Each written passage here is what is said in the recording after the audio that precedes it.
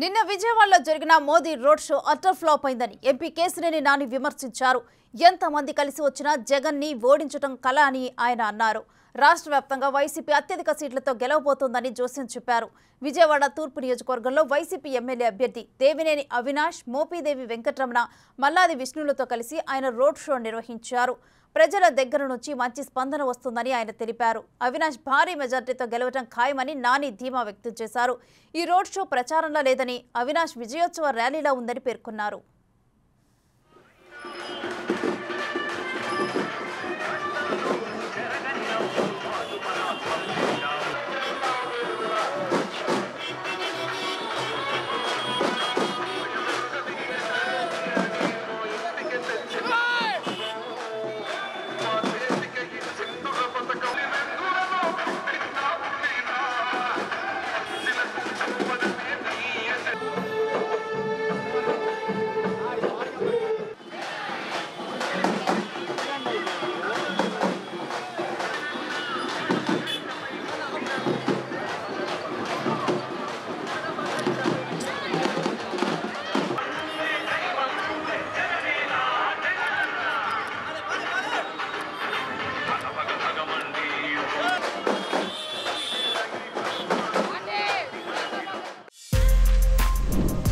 For more videos like this, subscribe Big TV channel.